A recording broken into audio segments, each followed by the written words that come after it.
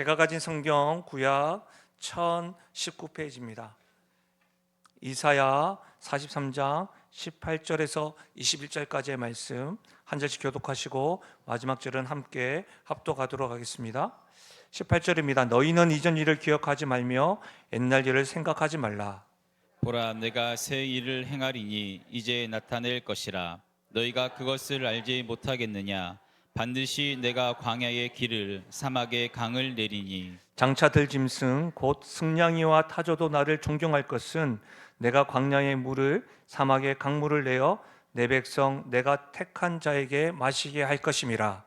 이 백성은 내가 나를 위하여 지었나니 나를 찬송하게 하려 함이니라. 아멘. 전 본문의 말씀을 가지고 하나님의 새로운 시작, 하나님의 새로운 시작이라는 제목으로 말씀을 나누겠습니다. 오늘은 2025년 마지막 주일입니다.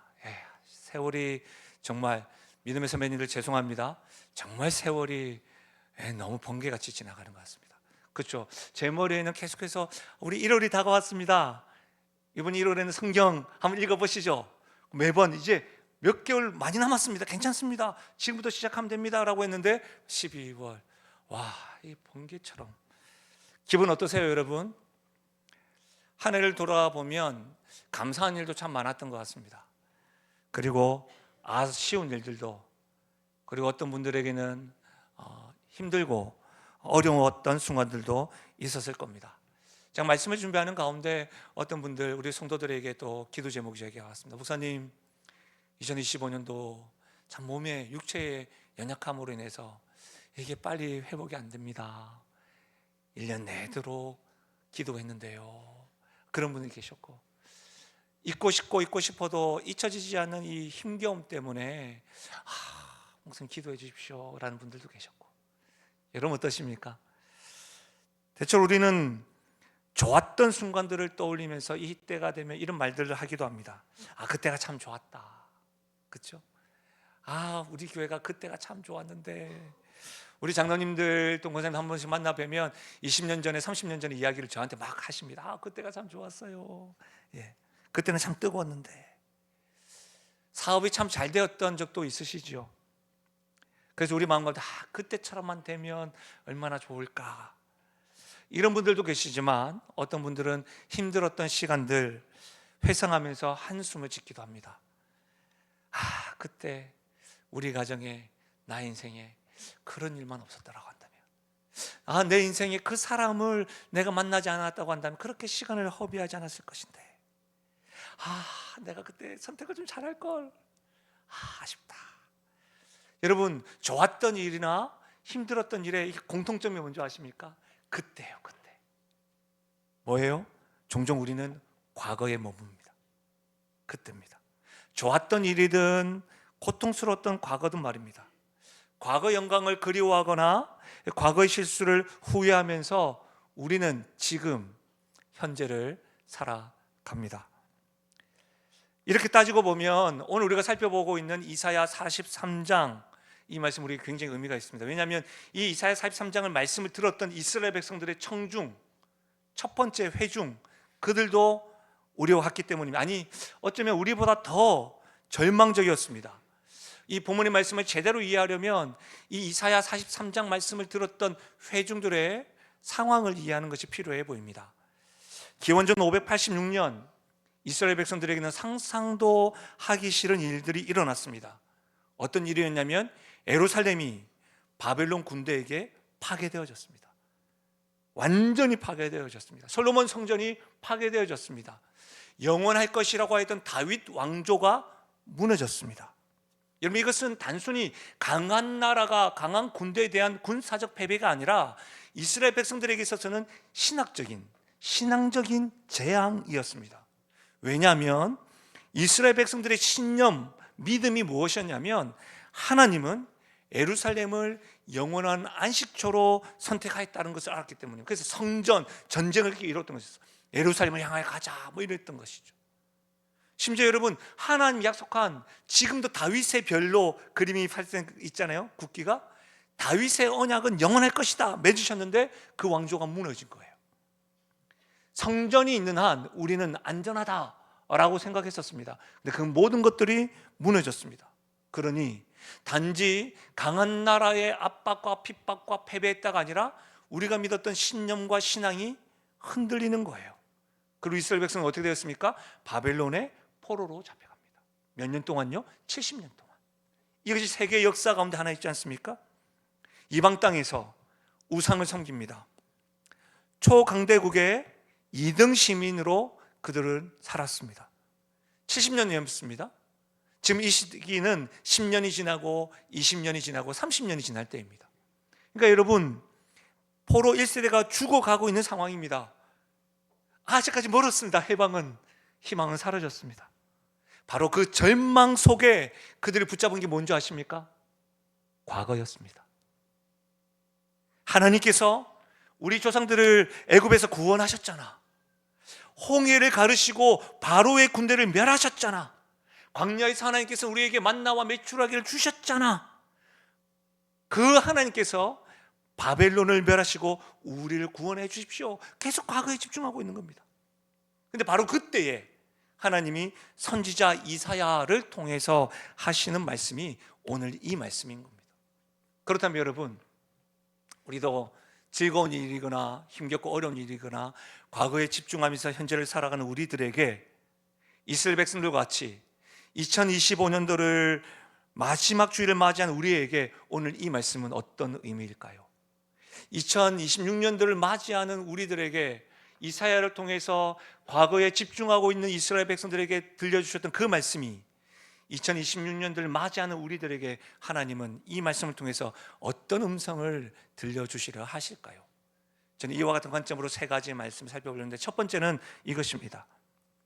과거에 집착하는 것은 하나님의 새 일을 가로막는다는 겁니다. 여러분, 18절에 이런 말씀이 있습니다. 너희는 이전 일을 기억하지 말며 옛날 일을 생각하지 말라. 여러분, 여기서 기억하지 말라는 것은 단순히 회상하지 말라 이런 말이 아닙니다. 무슨 말이냐면 집착하지 말라, 거기에 매달려 있지 말라 이런 뜻이에요. 그리고 뭐라고 되어져 있습니까? 생각하지 말라. 그것은 깊이 숙고하며 묵상하지 말라, 거기에 매달리지 말라, 매몰되지 말라 이런 뜻인 거예요. 무슨 말입니까 여러분? 하나님께서는 지금 과거의 일을 완전히 잊어버려라 이런 말씀이 아니라, 과거의 은혜에 안주하면, 과거에 계속해서 머뭇거리면 현재 하나님께서 행하시는 새로운 일, 새 일을 경험하지 못하게 되니까 경계하고 있는 겁니다. 우리는 종종 예전이 좋았어요, 이것이 우리는 좀 약간 교양스럽게 향수에 빠지기도 하지 않습니까? 그렇습니다. 한국교회, 이제 또 보니까 통계가 많이 사라졌더라고요. 한국교회 세계에서 가장 큰 교회가 6개, 7개였는데 지금은 5개 정도 된답니다. 여러분, 그러면서 많은 한국교회 지도자들이 예전에 우리는 대부분 교회가 몇천 명의 교회였고 몇만 명의 교회였는데 지금도 많이 모이죠. 다음 세대들은 시끌벅걸 했는데 7, 80년대는 엄청 뜨거웠었는데 여의도에서 빌 그레엄 목사님 모시고 집회하기도 하고, 저도 7, 80년대 세대 아닙니까? 여러분, 그때 저도 청소년부터 굉장히 많았거든요. 우리 청소년부도 200명, 300명 됐으니까. 그 당시 제가 있었던 교회도 주일학교는 시끌벅적했습니다. 10년 전, 20년 전에도 우리 교회가 많았겠지만 7, 80년대는 한국 교회 붕이 일어났죠, 붕이. 여러분, 제가 이제 젊은 목회자들하고 대화를 하고, 어떤 교회는 젊은이들이 많이 모이는 교회들이 있습니다. 그 교회들이 부러워, 어때? 예배가 역동적이고 좋겠다, 이런 이야기를 나누면 거기에 담임 목사가 저한테 이런 말을 합니다. 목사님이니까 말하는 건데 청년들이 많아서 좋긴 합니다. 그런데 청년들이요, 헌신을 안 합니다. 청년들이 헌금을 안 해요. 와가지고 서비스만 받아요, 서비스만. 자기들이 와가지고 청년들이 많이 모여 있으니까 그 무리를 가운데 즐기고 함께 예배드리면 좋은데 참 변화되는 속도가 늦습니다. 헌신 안 합니다. 그렇게 하는 거예요. 그런 모습을 볼 때면 이렇게 우리도 그러면 과거에 우리 믿음의 선배들은 헌신 참 잘하셨는데, 사랑이 참 많았는데, 교회가 어려우면 물물 가리지 아니하고 교회를 건축하고 세우는 일들, 저희 어머님도 그렇게 하셨거든요. 그렇게 하지 않습니까? 그렇게 하면서 우리는 회상을 합니다. 근데 여러분, 제가 말씀드리고 싶은 건 그렇게 해석할 수 있죠. 그러나 그런 이야기만 우리 계속 되풀이하고 있는 것은 아닌가. 2025년 이제 2026년도를 맞이하는데 21년 1세기를 살아가는데 계속 그런 이야기만 하고 있는 것은 아닌가. 근데 제가 이렇게 말씀을 준비하는데 사실 저 역시도 우리 교육자들과 대화를 하면 그러더라고요. 이제 우리 교육자들이 40대가 없어요. 30대예요. MZ세대예요. 그 교육자들의 사모님은 더 젊어요. 그 대하는 게 이전 같지 않고 어려워요. 근데 이제 막 잘해주려고 하고 저도 뭐 나름대로 이제 뭐 보면 아시겠지만 이게 젊은 목사 아닙니까? 그래서 뭐 대화를 하려고 하는데 그들과 대화하고 목회적으로 훈육을 하거나 할 때 저도 여전히 향수에 젖어서 과거에 경험했던 것에 몰입할 때가 있더라고요. 그래서 제가 경험했던 이 과거의 모습과 지금 비슷하지 않은 모습들 보면서 좀 안타까워하기도 하고 때로는 교양스럽게 욱하기도 하고 제가 뭐 너무 상스럽게 욱하진 않고 약간 교양스럽게 욱하기도 하고 그러더라고요. 여러분 어떻습니까? 예일대학교의 저명한 교회 사학자인 야로슬라브 펠리칸이라고 하는 분이 계신데 굉장히 의미가 있는 말을 하셨습니다. 한번 들어보십시오. 전통은 죽은 자들의 살아있는 믿음이지만 전통주의는 살아있는 자들의 죽은 믿음이다. 전통은 나쁜 것이 아니라는 겁니다. 전통은 죽어있는 자들의 살아있는 믿음. 계속해서 그 좋은 전통은 교회나 가정이나 좋은 믿음의 선배들의 좋은 전통은 지금도 살아서 믿음으로 작동한다는 겁니다. 그러면 이 전통이 주의가 될 때, 이것만이 정답이라고 이야기할 때에 전통주의가 될 때는 뭐예요? 살아있는 자들의 죽은 믿음이다.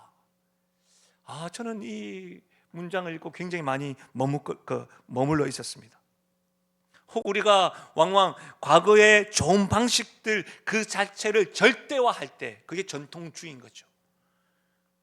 그건 뭐예요? 우리는 항상 이렇게 해왔어 라고 말하면서 모든 변화를 거부합니다. 잘못됐어, 이렇게 해야 돼. 이게 뭐예요? 전통주의입니다.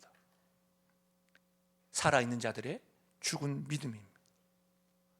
어떠세요 여러분? 어떤 의미에서는 저는 이런 전통주의는 우상숭배라고 생각합니다. 목사님 너무 과하게 이야기하는 거 아닙니까? 여러분 우리는 하나님의 은혜보다 우리의 경험을 더 신뢰하는 것이기 때문입니다. 생각해 보십시오. 하나님은요 과거에 하셨으니 미래는 똑같이 하실 것이다, 이 믿음이 없는 겁니다. 하나님은 어떻게 생각하는 겁니까? 우리가 경험했던 그 경험에 하나님은 어떻게 해요? 가두어 두는 겁니다. 하나님은 내가 경험했던 그 과거의 그 하나님인데 지금은 역사하지 않으실 거야, 이렇게 말하는 겁니다. 어떻습니까 여러분? 그런 의미에서는 저는 전통주의가 우상숭배에 가깝지 않나 생각되어집니다. 믿음의 사도요, 우리들에게 하나님을 증거하는 사도 바울의 음성을 들어보십시오. 빌립보서 3장입니다. 형제들아, 나는 아직 내가 잡은 줄로 여기지 아니하고 오직 한 일, 즉 뒤에 있는 것은 잊어버리고 앞에 있는 것을 잡으려고 표대를 향하여 그리스도 예수 안에서 하나님이 위에서 부르신 부름의 상을 위하여 달려가노라. 사도 바울이 지금 뒤에 있는 것은 잊어버리고 바울이 잊으려고 한 뒤에 있는 것이 뭘까요? 그의 과거의 영광입니다. 무엇입니까? 그는 베냐민 지파였습니다. 그는 바리새파였습니다. 말씀을 연구하는 사람이고 가르치는 자였습니다. 그는 율법으로는 흠이 없는 자였습니다. 그런 그가 뒤의 것을, 과거의 영광을 벗어버린다고 했습니다. 왜요? 그 모든 것을 배설물처럼 여겼기 때문입니다. 왜냐하면 오직 그리스도를 아는 것이 가장 고상하였습니다. 이것이 사도 바울의 고백인 겁니다. 그래서 오늘 찬양할 때도 표대를 향한다는 말은 뭐예요? 과거의 것, 내 것이 아니라 내가 아는 그리스도가 가장 고상하기 때문에 주님을 향하여 주님과 함께 나아간다, 그런 고백 아니겠습니까? 근데 여러분, 과거의 영광에만 머물러 있는 사람도 있지만 때로는 어떤 사람들은 과거의 실패와 상처에 얽매여 있기도 합니다. 내가 그때 그 선택을 하지 않았더라면 그 사람 때문에 내 인생이 우리 가정의 나 인생 가운데 이 사건이 일어나지 않았더라고 한다. 올 한 해 동안 어려움을 겪으셨던 분들은 사실 여러분 그건 쉽지 않은 거 아닙니까? 이걸 함부로 우리가 빨리 정신 차리세요, 힘을 내야지 할 수 있는 겁니까? 그건 경험을 안 해봐서 모르는 것 아니실까요? 정말 힘겨운 일입니다. 그러나 여러분, 그럼에도 불구하고 저는 감히 말씀드리는 것은 과거의 아픔에 혹 현재의 발목을 붙잡혀서 살아가는 것 너무너무 지금 힘겹지 않으신가요? 창세기 19장에 보면 소돔과 고모라라는 도시가 멸망할 때에 하나님께서 아브라함의 기도를 듣고 그의 조카 롯의 가족을 구원하셨습니다. 그러고 난 다음에 이 천사들이 그들의 손을 잡고 성 밖으로 데리고 나가면서 이렇게 말합니다. 도망하여 생명을 보존하라. 그리고 뒤돌아보지 마라. 그러나 여러분, 롯의 아내는 뒤돌아봅니다. 성경에 있는 행간상이 그렇게 정확하게 기록되어져 있지 않지만 그가 왜 뒤돌아보았을까요? 그 뒤돌아보았던 소돔에는 그의 전 재산이 있었습니다. 집도 있었습니다. 친구들도 있었습니다. 익숙한 삶이 있었습니다. 정말 다 버리는 걸까? 조금이라도 내가 가져갈 수 없을까라고 해서 뒤돌아보았습니다. 자신의 삶의 여정이 다 거기에 서 있으니까 또 뒤돌아본 것이겠죠. 근데 그때 그 순간 소금 기둥이 되었습니다. 과거를 놓지 못한 대가였습니다. 그런데 하나님께서는 지금 우리에게 뭐라고 말씀하십니까? 이전 일을 기억하지 말고 생각하지 말라. 더 이상 과거에 머물러 있지 말라는 겁니다. 이 말은 잊어버리라는 말이 아닙니다. 그 과거에 집착하지 말라는 겁니다. 왜냐하면 하나님께서는 우리가 경험했던 그 과거의 패턴에, 우리가 경험했던 그 경험에 갇혀있는 분이 아니라는 겁니다. 사랑하는 여러분, 하나님은 어떠한 상황과 형편 속에서도 새롭게 역사하시는 분임을 믿으시길 바랍니다. 그렇기 때문에 사랑하는 여러분, 2025년을 보내면서 여러분 쉽지 않은 일이시겠지만 과거를 정리하십시오. 좋았던 일은 감사로 기억하고 거기에 안주하지 마십시오. 힘겹고 어려웠던 일은 어떤 이들에게는 교훈으로 삼고 어떤 이들은 그것을 위로로 삼고 그 힘겨운 가운데서도 하나님이 어떤 것을 오늘 찬양대에 찬양했던 것처럼 하나님께서 어떻게 나의 여정을 이끄셨는지를 계수해 보시면서 사랑하는 여러분, 거기에 갇혀있지 마십시오. 왜 그렇습니까? 과거의 일과 과거의 은혜에 집착하면 지금 하나님께서 행하는 새 일을 보지 못하기 때문입니다. 경험하지 못하기 때문입니다. 지금 이사야 선지자를 통해서 하나님은 바벨론 포로로 잡혀있는 이스라엘 백성들이 계속 그 출애굽시켰던 그 과거에 얽혀있는 그들에게 하나님께서는 새 일을 행하실 것이다. 과거에 집착하면 하나님의 역사를 보지 못할 것이다. 경계하고 있는 거예요. 오늘 우리들에게도 동일한 음성이 들려시기를 주의 이름으로 축복합니다. 두 번째로 한번 따라 하실까요? 하나님은 불가능한 곳에서 새 일을 창조하신다. 굉장히 중요한 말씀인데요. 우리 19절과 20절 말씀 같이 한번 읽어볼까요? 같이 읽도록 하겠습니다. 시작. 보라, 내가 새 일을 행하리니 이제 나타낼 것이라. 너희가 그것을 알지 못하겠느냐? 반드시 내가 광야의 길을 사막의 강을 내리니 장차 들짐승 곧 승냥이와 타조도 나를 존경할 것은 내가 광야의 물을 사막의 강들을 내어 내 백성 내가 택한 자에게 마시게 할 것임이라. 과거에 집착하면 하나님의 영광을 보지 못할 것이다 라고 이야기하고 난 이후에 선지자를 통해서 뭐라고 해요? 보라! 이 말이 뭐예요? 집중! 주목! 이때 무슨 말입니까? 다 집중하라는 거예요. 집중해서 들으라는 거예요. 엄청 중요한 말씀을 하니까 보십시오 라고 이야기하고 난 다음에 하는 말이 뭐예요? 내가 새 일을 행하리니. 여기서 새 일이 뭐예요? 또 다른 일이 아닙니다. 전혀 다른 차원의 일입니다. 여러분, 이스라엘 백성들이 지금 과거에 집착하고 주목하고 있는 그 일은 출애굽이었습니다. 여러분, 출애굽은 어떤 일입니까? 이미 있는 홍해를 가르셨습니다. 그렇죠? 굉장히 놀라운 기적 아닙니까? 홍해를 가르셨다. 근데 그건 뭐예요? 있는 것을 활용하셔서 하나님이 역사하신 겁니다. 근데 새 일은 뭘까요? 광야의 길을, 사막의 강을 내신다. 이것이 새 일입니다. 여러분 무슨 말이에요? 없는 것을 창조하시는 일입니다. 광야에는 길이 없습니다. 여러분 사막에 있는 오아시스를 사막에 물이 없습니다. 강을 찾을 수가 없습니다. 근데 그곳에 아무것도 없는 곳에 길을 만드시고 물 한 방울 없는 곳에 하나님께서 강을 흐르게 하시겠다. 보라, 집중해라. 내가 행할 일은 또 다른 일이 아니라 전혀 다른 차원의 새 일을 행하시겠다라고 말하는 겁니다. 더 놀라운 것은 내가 새 일을 행하리니 라고는 이 동사입니다. 행하다. 이 동사를 원어적인 문법으로 보면 분사형입니다. 이 분사형인데 이 말은 지금 행하고 계신다, 현재 진행형 역할을 합니다. 여러분 무슨 말이에요?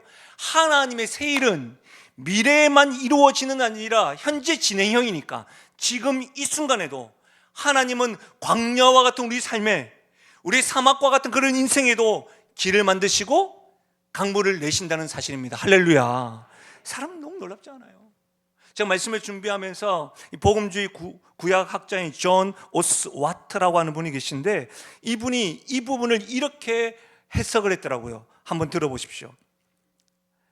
하나님은 단순히 과거를 반복하시는 것이 아니라 과거를 초월하시는 분이시다. 첫 출애굽은 홍해라고 하는 이미 존재하는 장애물을 제거하는 것이었다면 새 출애굽은 이제 없는 곳에 길을 창조하신다.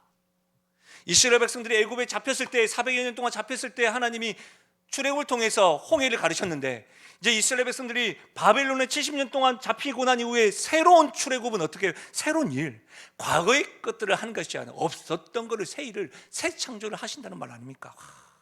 저도 성경학자는 아니지만 성경을 연구하는 사람인데 왜 이렇게 안 될까요? 와, 단순한 구원 사역이 아닙니다. 새 창조입니다. 이 말은 하나님은 우리의 불가능한 상황 자체를 어떻게 완전히 새로운 창조로 변화시키는 줄 믿습니다. 보라, 내가 새 일을 행하리니 이제 나타낼 것이다. 이 나타낸다라고 하는 이것은요, 식물이 싹을 틀듯이 돋아난다는 의미입니다. 마치 씨앗이 여러분 땅속에 준비되다가 때가 되면 새싹을 잇는 거예요. 우리가 딱 보기에 씨앗이 땅에 있으니까 없는 것 같잖아요. 그럼 어떻게 돼요? 때가 되면 어떻게 됩니까? 새싹이 돋지요. 무슨 말입니까? 하나님의 새 일은 지금도 땅 밑에서 우리 삶 가운데 역사하고 있다는 거예요. 근데 언제? 하나님의 때가 참에, 하나님의 절대적인 타이밍에 우리의 삶 가운데 정확하게 나타낼 것이라. 보라, 내가 새 일을 행하리니 나타내리라. 여러분, 이 말씀이 여러분에게 해석되어졌다고 한다면 오늘 이 말씀에 우리에게 반응해야 될 건 뭡니까? 저와 여러분의 광야, 여러분 삶에 광야가 있으십니까? 아무리 애쓰고 보이지 않는 막막한 상황이 있으십니까? 여러분의 가정에, 여러분의 사업터에, 여러분의 건강상에, 여러분 관계에 사막 같은 메마른 시간들이 있으십니까? 부모 여러분, 말하기 좀 껄끄럽지만 자녀의 문제가 혹 여러분의 황무지는 아니십니까? 여러분 영적인 문제가 메마르고 있지는 않으십니까? 부부관계는 어떠하십니까? 부모님과의 관계는 어떠하십니까? 막막하고 어떻게 이것을 풀어야 될지 모르겠습니다. 분명히 위기인 것 같은데 어떻게 해야 될지 모르겠습니다. 공허합니다. 메마릅니다. 근데 하나님께서 뭐예요? 바로 그곳에 보라, 내가 새 일을 행하리니 광야의 길을, 사막에 그곳에 강물을 흐르게 하시는 줄 믿으시기를 바랍니다. 선교, 특히 중국 선교하면 떠오르는 인물이 있습니다. 중국 내지 선교회를 창설했던 허드슨 테일러 선교사입니다. 이 허드슨 테일러가 1849년에 17살 나이에 중국 선교의 부름을 받았다고 합니다. 근데 그가 1954년 처음 중국에 갔을 때 말 그대로 광야였대요. 왜 안 그렇겠습니까, 여러분? 우리나라 선교사님들 우리나라에 처음 딱 왔을 때 광야 아니었겠어요? 제가 지난번 말씀드렸지만 1920년도에 미국이란 땅은 에스컬레이터가 있었는데 1920년대 우리나라는 뭐 말도 할 수 없잖아요. 그랬던 선교사들이 우리나라 같은 광야 아니겠냐고요. 문화도 다르지, 환경도 다르지, 언어도 통하지 않고 그 중국인들이 다 테일러들도 거부했으니까요. 그래서 건강이 나빠졌어요. 그래서 그가 1857년 영국으로 돌아갔습니다. 그때 많은 사람들은 허드슨 테일러의 선교가 실패라고 이야기한 겁니다. 그렇죠. 근데 그 광야 시간에 하나님은 무엇을 하고 계셨을까요? 영국에서 몸을 회복시켜 가는 가운데 허드슨 테일러에게 하나님이 비전을 제시해 주셨어요. 그래서 다시 중국에 갈 때는 그거 어떻게 갔냐면 중국인처럼 옷을 입었어요. 그리고 이후의 사진에 보면 중국인처럼 변발도 했어요. 그리고 중국인처럼 살기로 결심했어요. 그리고 1865년도에 중국 내지 선교회를 창설했어요. 이 허드슨 테일러가 죽었을 때에 205개의 선교 거점이 세워졌고요, 849명의 선교사가 파송되어졌어요. 12만 5천 명의 중국인이 그리스도인이 되었어요. 이건 무엇을 말하는 겁니까? 실패라고 이야기하는 허드슨 테일러의 그의 광야에 같은 길을 하나님 내신 거예요. 사막이라고 이야기하는 그 사막에 하나님이 강물을 흐르게 하신 거예요. 그의 광야와 사막 같은 인생은 여러분 하나님의 영광이 드러나는 무대였다는 거예요. 사랑하는 여러분, 그렇다면 2025년도를 마무리하고 2026년도를 맞이하여 살아가는 우리들이 반드시 기억해야 될 것은 무엇입니까? 우리의 삶 가운데 어쩌면 2026년도에도 불가능하고 막막한 상황들, 힘겨움을 경험할 수도 있겠지요.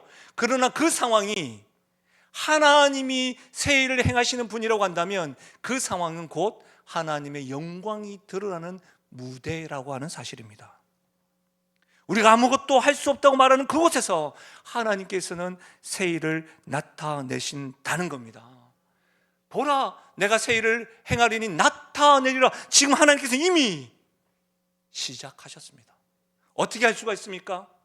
구약 이사야서가 이렇게 말씀하는 거 우리는 성취를 경험했잖아요. 하나님은 이미 독생자 아들 예수 그리스도를 통해서 우리를 위해 사랑하셨습니다. 그 아들도 아끼지 않으셨던 하나님이 우리에게 무엇을 아끼시겠습니까? 그렇다면 하나님은 이미 우리에게 일을 시작하고 있는 겁니다.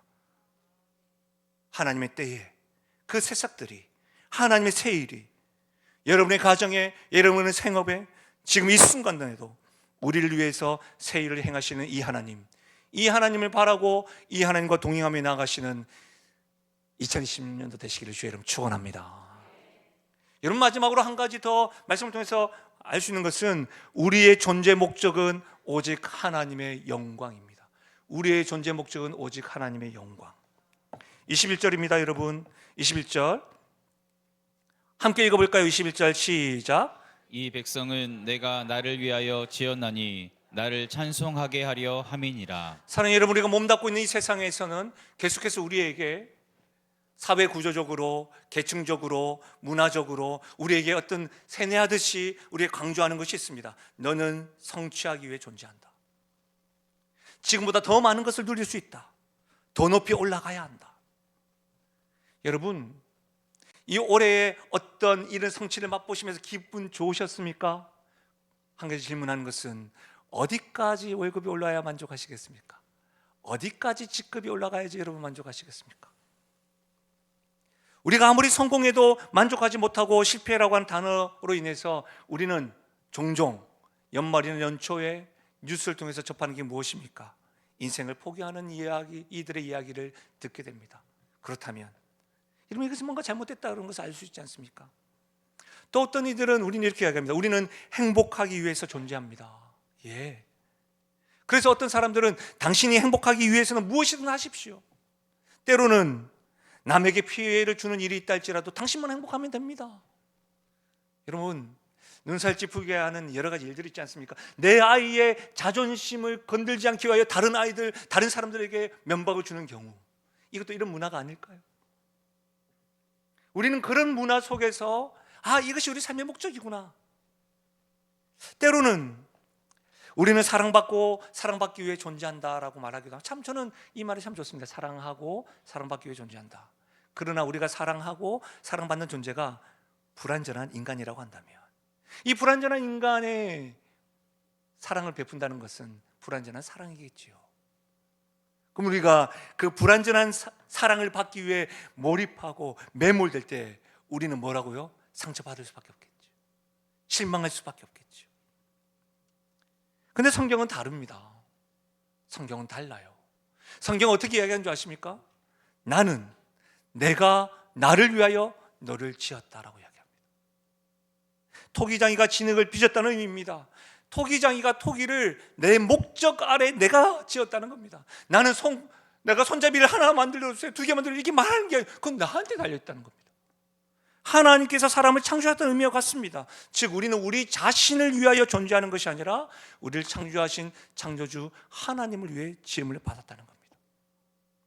그리고 나를 찬송하게 하려 함이라. 이건 단순한 감정적인 찬양이 아닙니다. 공식적인 찬양입니다. 공식적으로 하나님을 찬송하는 걸 의미합니다. 우리의 삶이 전체적으로 공식적으로 하나님을 찬양하는 것, 이것을 하나님께 영광 돌리는 것으로 이해할 수가 있습니다. 구약에 이렇게 이야기하고 있는데 오늘 신약시대에 살고 있는 우리들에게 하나님은 반복적으로 성경에 이렇게 증언하고 있습니다. 들어보십시오. 에베소서 1장입니다. 모든 일을 그의 뜻의 결정대로 일하시는 이의 계획을 따라 우리가 예정을 입어 그 안에서 기업이 되었으니 이는 우리가 그리스도 안에서 전부터 바라던 그의 영광의 찬송이 되게 하려 하심이라. 베드로의 전서 2장 9절입니다. 그러나 너희는 택하신 족속이요 왕 같은 제사장들이요 거룩한 나라여 그의 소유가 된 백성이 되었다. 우리는 하나님의 자녀가 되었다. 이는 너희를 어두운 데서 불러내어 그의 귀한 빛에 들어가게 하신 이의 아름다운 덕을 선포하게 하려 하심이라. 우리 또 이 말씀을 같이 한번 읽어볼까요? 고린도전서 10장 31절입니다. 같이 읽겠습니다. 시작.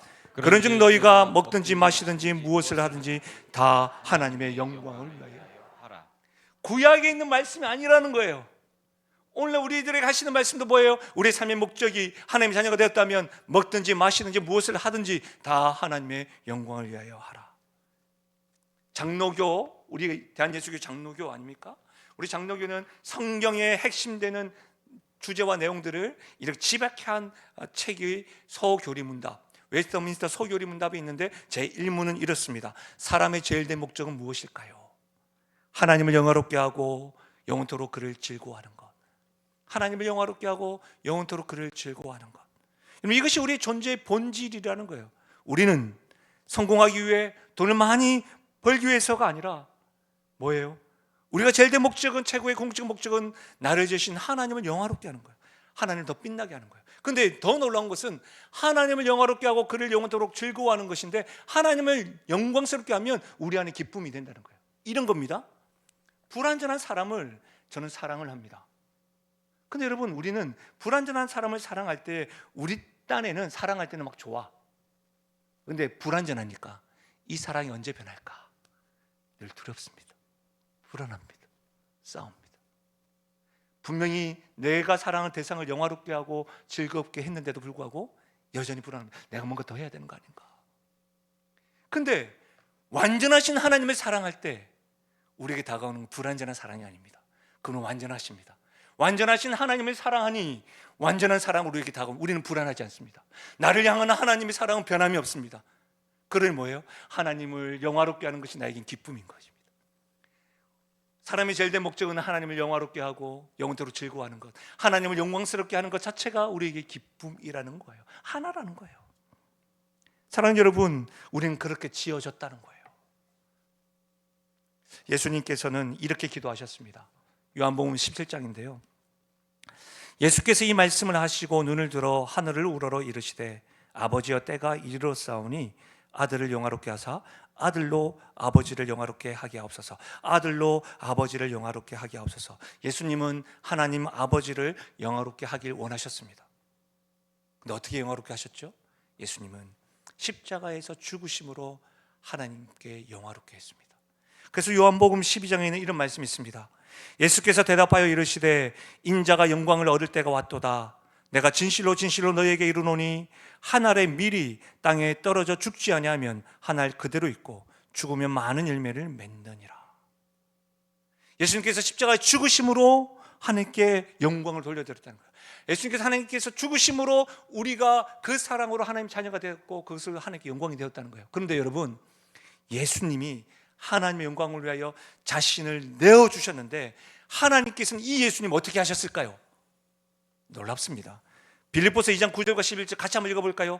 빌립보서 2장 9절과 11절입니다. 같이 읽겠습니다. 시작. 이러므로 하나님이 그를 지극히 높여 모든 이름 위에 뛰어난 이름을 주사 하늘에 있는 자들과 땅에 있는 자들과 땅 안에 있는 자들로 모든 무릎을 예수의 이름에 꿇게 하시고 모든 입으로 예수 그리스도를 주라 신하여 하나님 아버지께 영광을 돌리게 하셨느니라. 아멘.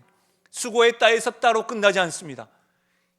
예수님께서 하나님께 영광 돌려드리기 위하여 십자가에 죽으셨을 때 하나님은 그를 모든 이름 위에 드높이셨고 그 이름을 부르는 자들마다 하나님께 영광되고 그렇게 경배하는 자로, 그래서 우리는 우리의 구원자의 구주로 예수님을 찬양하고 예수님을 높이는 것 아니겠습니까? 하나님은 그렇게 당신을 향하여 영광스럽게 하는 자들을 높이시는 줄 믿으시길 바랍니다. 그렇다면 사랑하는 여러분, 2026년도를 맞이하여 우리의 삶의 목적은 무엇이 되어야 합니까? 우리의 성공의 목적이 아니라는 겁니다. 여러분, 성공해도 실패해도 우리는 하나님께 영광 돌려야 합니다. 안정이 우리의 목적이 아닙니다. 슬픔 가운데서도 하나님께서는 어떻게 해요? 광야에, 사막에 길과 강물을 만드시는 분이 내 하나님이라고 한다면, 그렇다면 지금 당장 내 안에 목마르고 길이 닿지 않고 강물이 보이지 않는다고 하더라도 보라, 내가 새 일을 행하리니 결코 나타내게 할 것이다, 그 하나님이 나의 하나님이라고 한다면 그 하나님을 신뢰함으로 나의 삶의 목적은 2026년도에도 주를 향하여 내가 방향을 잡고 나아가겠습니다, 이렇게 고백할 수 있지 않겠냐는 것이죠. 제가 말씀을 준비하면서 좀 이게 피부에 와닿는 예화가 없을까라고 생각을 했는데, 제가 하나 딱 생각을 했는데 알고 봤더니 오늘 아침에 깨달았어요. 이거 이전에 했던 예화인데. 그래서 내가 삭제를 할까 하다가 또 잊어버리셨을 거야. 이전에 한번 했던 예화인데 너무 이 메시지하고 너무 좋아서 다시 한번 더 말씀드리면, 위대한 작곡가 요한 세바스찬 바흐가 그 모든 악보 끝에 이런 말을 사인을 했대요. SDG, 영어로 SDG. 그림 아니면 보여주시면, 그 SDG가 무슨 말이냐면 솔리 데오 글로리아라고 하네. 솔리 데오. 항상 저게 SDG, 저는 KSH 이렇게 했는데 SDG 안 통합니다. 여러분, 이 바흐가 1723년부터 1050년 그가 죽을 때까지 200곡이 넘는 교회 칸타타를 작곡하면서 순환곡, 미사곡, 오라토리오 등 수많은 교회 음악을 만들었는데 그가 이렇게 말했다고 합니다. 한번 들어보십시오. 음악의 목적과 최종 목표는 하나님의 영광과 영혼의 새로워짐이어야 한다. 이것이 지켜지지 않는 곳에는 진정한 음악이 없고 이 부분 악마의 소란만 있을 뿐이다. 바흐가 이렇게 이야기한 겁니다. 나의 음악의 최종 목표는 하나님께 영광 돌려드리고 이 음악을 통하여 영혼의 새로움이다. 그러나 이것이 아니라고 한다면 내 안에 있는 악마의 소란함 뿐이다. 사랑하는 여러분, 우리가 열심히 살아간다 할지라도 우리의 인생의 목적이 하나님께 영광 돌려드리는 것이 아니라 과거에 집착하면서 과거에 머물고 있고 나의 영광만을 위해서 살아가는 것은 어쩌면 악마의 소란함 아닐까요? SDG, 솔리 데오 글로리아, 오직 하나님께 영광. 우리의 인생 가운데 이것이 분명히 새겨져서 우리의 방향이 2026년도에도 변함없이 주님을 향할 수 있기를 주의 이름으로 축원합니다. 말씀을 마무리하겠습니다. 2025년도를 마무리하면서 사랑하는 여러분, 과거를 잊으라는 말이 아닙니다. 과거를 재해석하십시오. 어떻게 해요? 우리 하나님 어떤 분이십니까? 새 일을 행하시는 분. 어떻게 해요? 광야에, 사막에 길을 내시고 강물을 내시는 분. 그렇다면 과거에 즐거웠던 일도, 과거에 슬펐던 일들도 지금 행하시는 그 하나님을 신뢰함으로 내가 하나님께 영광 돌려드리는 인생 되겠노라. 하나님이 시작하신 그 일은 지금도 앞으로도 주 그리스도 안에 있는 교회와 성도들에게 행하실 줄로 믿습니다. 그러니 사랑하는 여러분, 그분을 위해 사는 것이 가장 행복한 일이 아닐까 싶습니다. 2025년도에 아쉬움이 많고 눈물도 많이 있지만 마무리하면서 정말로 주님의 마음으로 여러분에게 드리고 싶은 말씀이 있습니다. 수고하셨습니다. 참으로 애쓰셨습니다. 그 눈물을 다 알 수는 없지만 우리 주님이 아시고 우리 주님이 안으시는 그 위로로 힘내시면 참 좋겠습니다. 감사한 일들이 참 많으셨습니까? 하나님께로부터 왔음을 알고 하나님께 영광 돌려드리시면 참 좋겠습니다. 2026년도에 하나님을 영화롭게 하고 그분의 영원토록 즐거워하면서 우리 가운데 기쁨이 넘치는 사랑하는 영신교회요 우리 성도가 되기를 주님의 이름으로 축원합니다. 우리 이 시간에 말씀해가지고 찬양하기 전에 오늘 좀 특별한 시간을 좀 가지도록 먼저 하겠습니다. 오늘은 다음 세대 수료식을 먼저 좀 진행하도록 하겠습니다. 우리 아이들이 참 많이 수고했는데요. 우리 유아부, 유치부, 초등부, SFC 아이들이 있는데 우리 이름을 하나하나 부르면서 우리 이들은요 우리 어른들의 박수 소리를 기억하면서 나아갈 것입니다.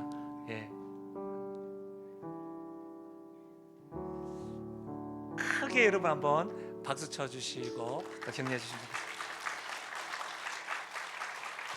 우리 유아부 두 아이입니다. 네, 다음 세대 수료식 우리 하도록 하겠습니다. 2025년 1015 성명 김우현 위사람은 본교회 2025년 유아부 모든 과정을 다 마쳤으므로 이 증서를 수여합니다. 주 2025년 12월 28일 대한예수교 장로회 영신교회 담임 목사 김상호 대도.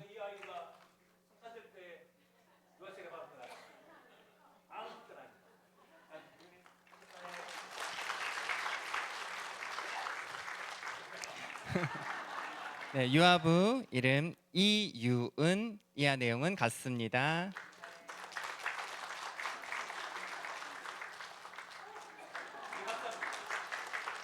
네, 다음은 유치부입니다.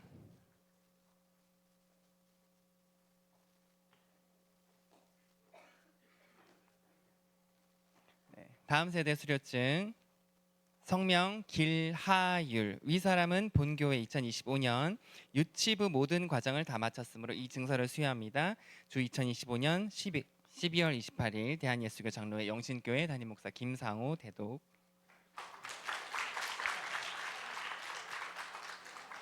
네, 성명 박신우, 이하 내용은 같습니다.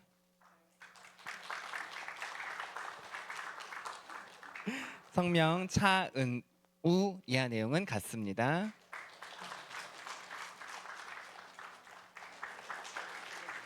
다음은 초등부입니다.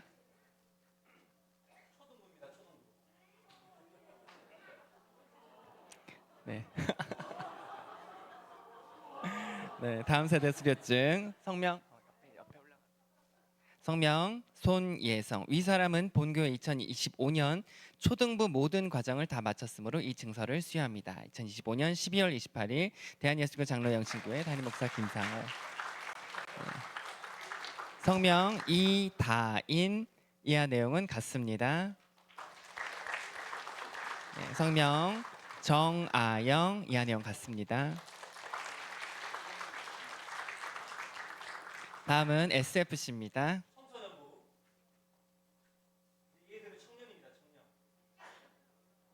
네, 성명 고은결 위사람은 본교회 2025년 청소년부 모든 과정을 다 마쳤으므로 이 증서를 수여합니다. 2025년 12월 28일 대한예수교 장로회 영신교회 담임 목사 김상호 대도. 성명 박명호.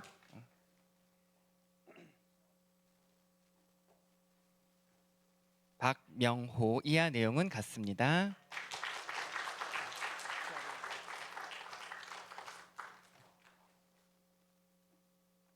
성명 설수아, 이하 내용은 같습니다.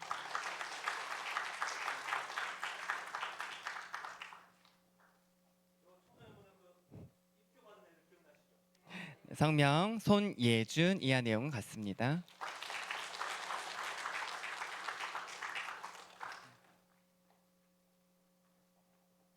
성명 한서진, 이하 내용은 같습니다. 예, 우리 아이들과 우리 수고했던 선생님께 우리 박수 한번 쳐주십시오. 예. 제가 수료증을 나눠주면서 제 마음에 이렇게 올라오는 게 있는데요. 뭐 이럴 때는 수료증만 아니고 장학금도 주고 이렇게 해야 되지 않겠습니까?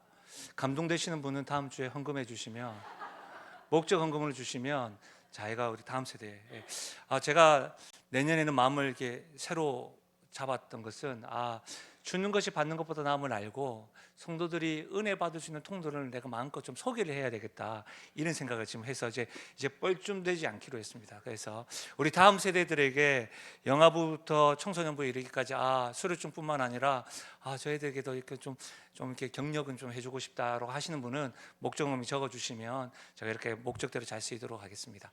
우리 이 시간 말씀을 생각하면서 우리 이 찬양을 좀 했으면 좋겠는데요.